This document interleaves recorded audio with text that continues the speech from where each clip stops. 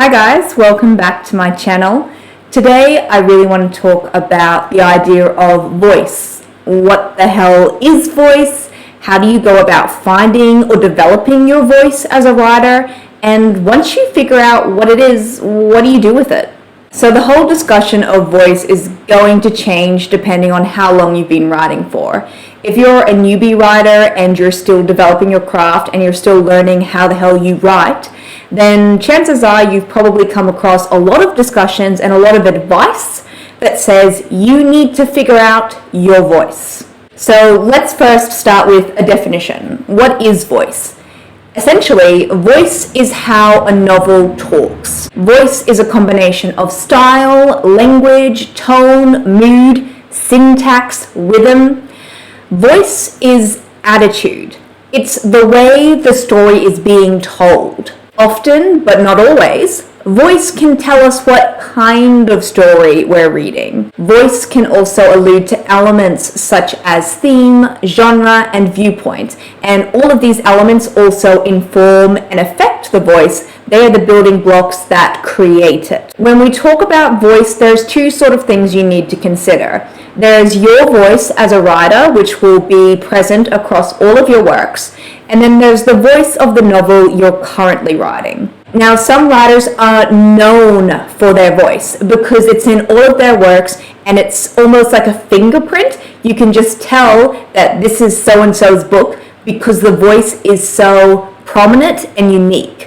For example, Stephen King has a very unique voice. He has that sort of Maine working class kind of voice, and it's present in all of his novels, regardless of their genre. And Stephen King does write novels other than horror, and you can find this voice in all of his works. Like I said at the top of this video, voice is how your novel talks. But your voice as a writer is not necessarily the same as your literary voice, though it can be. Sometimes your literary voice is the same as your talking voice, but more often than not, it's your voice, your internal voice, the voice you think with. Put it this way, it's your internal dialogue manifested into a book.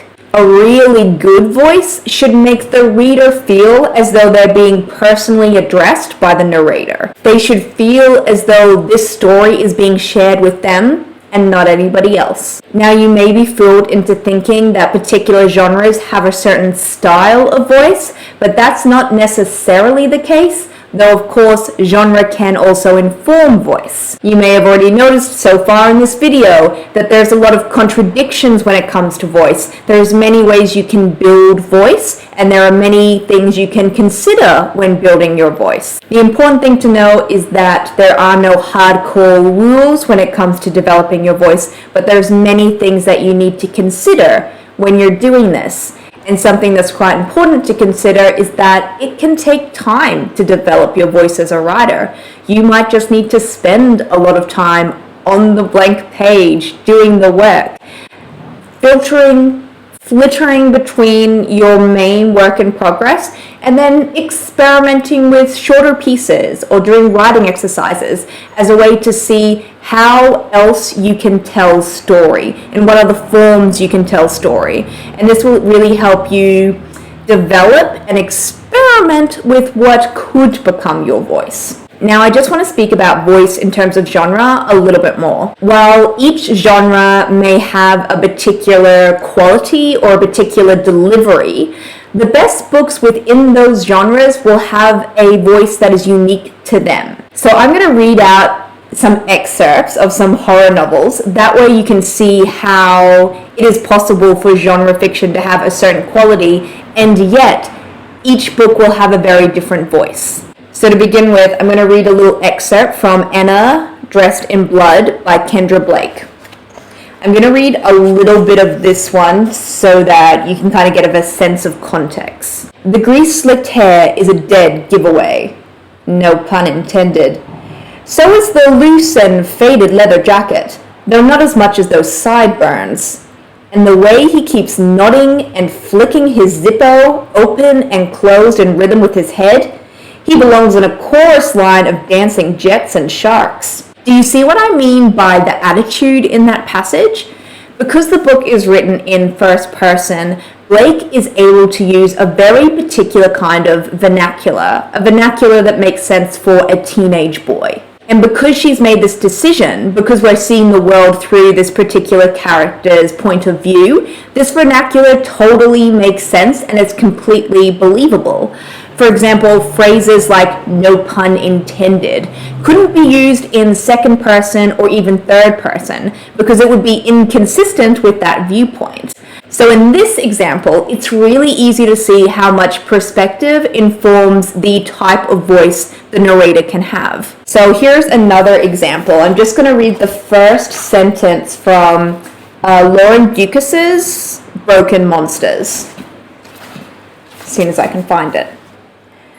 The body, the body, the body, the body, she thinks. That's it. That's the opening line. And with that, you can see how Bucas is using grammar and rhythm as a way to establish the book's voice. Now, since I mentioned him just before, I'm going to read an excerpt from Stephen King's Pet Sematary. Okay.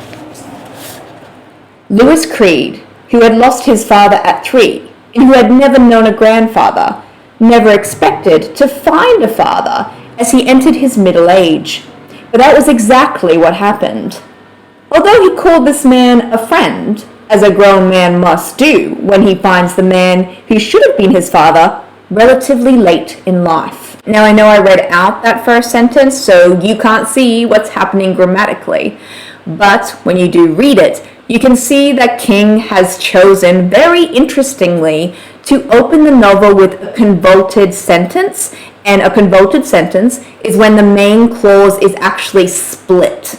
By doing this, King has allowed himself to inject this little clip of a backstory about Louis, the main character, so that you know up front the kind of guy this Louis might be and what kind of values he might have. Now, even though Pet Sematary is written in third person close or third person limited, depending on what terminology you're comfortable with, it's still totally appropriate to have phrases like "as a man must do," because this alludes again to character values, even though we don't have direct access to Louis's internal life. And it's phrases such as this that contribute to the novel's overall voice. Now, I mentioned at the top of this video how King is famous for his voice. It's very present in all of his novels, and one of the things he's particularly famous for is his use of compound sentences. So an example of a compound sentence, which is right there at the opening of the book, is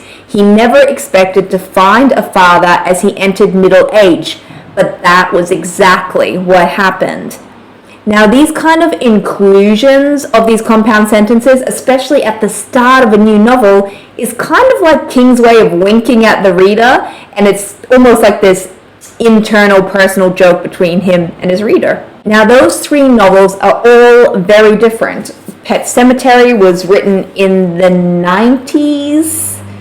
I'm just going to check that. 80s! Okay, totally wrong. So Pet Sematary was written in the 80s, and it's for an adult audience. Anna Dressed in Blood is actually a YA novel, and I think it only came out a few years ago. And then Broken Monsters is again a horror novel, but it has like this speculative element to it. And again, it's for an adult audience and only came out a few years ago. So as you can see, though they all fall within the horror genre, they do have slightly different audiences, but regardless, you can see how unique each of their voices are, but you can also see the similarities in the voices. In all those 3 examples, you can feel that like ominous quality that is so akin to the horror genre. Now, the type of voice you might use in your novel is going to depend on a variety of factors, including, but not limited to, viewpoint, the genre, the themes you want to explore, the time period in which it's set, the setting, and of course, your personal skills as a writer. It can take a lot of time and a lot of revision to try and land on the right voice, a voice that feels really authentic to you so that you feel creatively fulfilled, but that also suits the purpose of the novel or the intentions of the novel. Now, often the only way to develop your voice, like I said before, is through time and practice. Now, there's this really great quote by Amy Stevenson, and I'll just read it out. When I finally realized that I was never going to write like the authors I loved and just start writing how and what I wanted to, it was like someone blew out the little candle I was huddled over, and then they flipped on the switch and a dozen spotlights came on. Now here's the thing, voice is really important, but you also have to remember to not become subservient to your narrative. Now here's the thing, voice is incredibly important, but it's also vital that you don't become subservient to the narrative. Premise, characterization, and narrative pull are just as important as voice, and usually, if you follow your gut, the voice will kind of take care of itself. Well, there you have it, guys. That's all I've got for you today. That's my little take on voice, what it is, how to find it, and what to do once you got it. So thank you so much for watching again this week. Just a friendly reminder that my novel, Every Time He Dies, is available everywhere. And if you want even more writing advice, you can head to taraeast.com. I've got over 100 blogs on the website covering everything from writing advice, publishing advice, time and management tips, and everything in between. While you're there, be sure to sign up for my email newsletter, because when you do, I'll send you a downloadable cheat sheet called The 7 Ways to Stay Motivated as a Writer.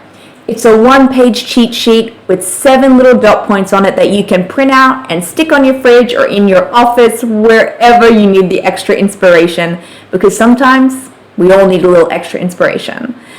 You can also follow me on all the normal social media platforms. I'm on Twitter, Instagram, and Facebook. So thank you so much for watching again, and I'll see you again next week. Now go do some writing.